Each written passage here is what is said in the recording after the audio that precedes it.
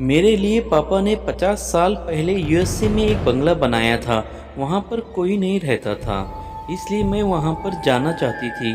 और एक दिन मैंने देखा कि कोई लड़की एक भूत से बातें कर रही है, और वो लड़की भी बहुत खतरनाक दिख रही थी। मेरा दिल धड़कने लगा, लेकिन मैंने हिम्मत नहीं हारी, क्योंकि मेरी तमाम यादें उस बंगले से जुड़ी थी। हम बचपन में वहीं रहते थे। मैं इधर उधर घूमने लगी। मुझे एक भूत दिखाई दिया, लेकिन वो भूत की आंखें चमक रही थी। जैसे ही मैंने उसे छुआ तो मैं बेहोश हो गई, लेकिन मैं हिम्मत नहीं हारी, क्योंकि मेरी चीज़ें मुझे बहुत प्यारी थी। इसलिए मैं उस पूरे बंगले के अंदर घूम रही थी।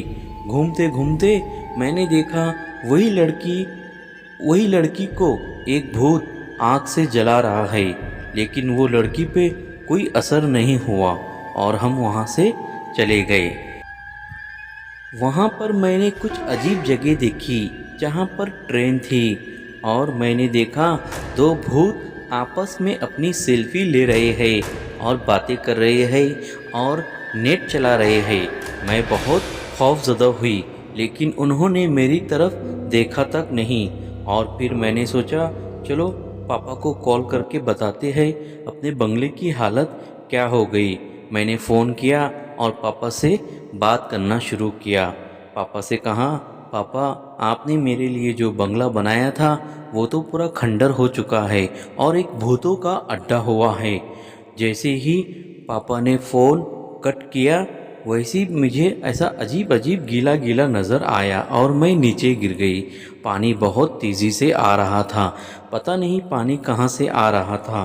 मैं डूबने लगी, लेकिन मुझे तैरने का शौक़ था, इसलिए मैंने तैरना सीखा था। मैं तैरते तैरते बहुत दूर चली गई। इतनी दूर गई जहाँ मैंने कभी नहीं ऐसी जगह देखा था। वहाँ से उठा और आगे बढ़ने लगी। मैं ऐसी जगह पहली बार आई थी। मैंने देखा इतना छोटा पुलिस वाला। मैं देखकर डर गई। वो पुलिस वाला कुछ तो भी मुझे बता रहा था, लेकिन उसकी लैंग्वेज अलग थी। उसकी ज़बान अलग होने की वजह से उसके बातों मुझे कुछ समझ में नहीं आई। मैं नीचे बैठी, फिर उसकी सारे बातें सुनी। वो क्या कह रहा था मुझे पता नहीं था। मैं कौन से देश में एंट्री कर चुकी थी मुझे भी पता नहीं था। वहाँ के लोग बहुत छोटे छोटे थे।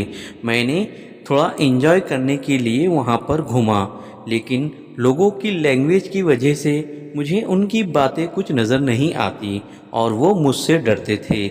मैं इधर उधर घूमने के लिए जाती, लेकिन मुझे सभी लोग छोटे छोटे दिखते। चलो दोस्तों, हम फिर मिलेंगे नई कहानी के साथ। हमारे चैनल को सब्सक्राइब करें।